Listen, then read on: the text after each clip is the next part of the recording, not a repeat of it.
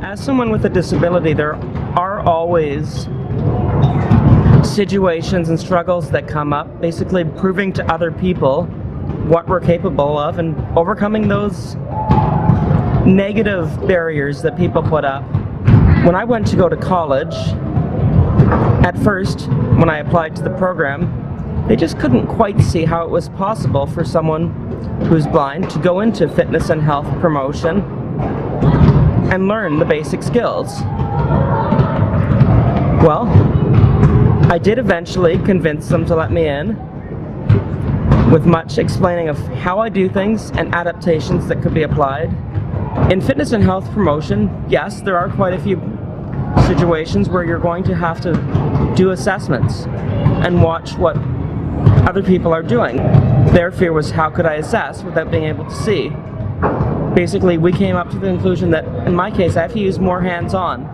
So if I was assessing someone's movements, I'd have to get permission to touch their shoulder or ankle, feel the movement they are going through.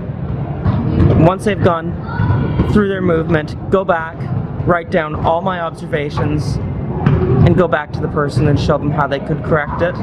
There were also instances where I had to assess stuff in videos because I can't outright have someone tell me what's happening, therefore not to give away the answers. I would have to ask the basic scenario, then ask directive questions to actually figure out what that person is doing based on what I think they should actually be doing.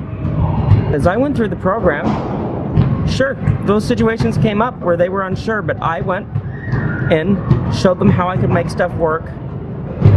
And as things progressed, I think it was an eye-opening experience for them because they've realized what someone who's blind can do and what my capabilities are. So that was college, but sure, in life now there are still many situations where I have to work with people and figure out how to make things work. Even here, with a lot of the work I've done at Variety Village, I've worked summer camps for the last 4 years, and in summer camps there are, again, situations in which they might worry that someone with sight is not able to keep up with the necessary requirements. So one of the things necessary in camp is watching groups of kids, which, sure, if you don't have sight, it might be hard to know where everyone is at all times. So the role I always ended up taking was, rather than working with large groups, I ended up deciding I was more suited to working with smaller groups and getting to know those actual people better, rather than just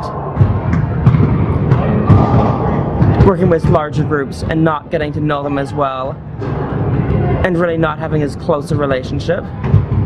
Really, I can just do the same things as other people can. There are just minor adaptations that I will add here and there.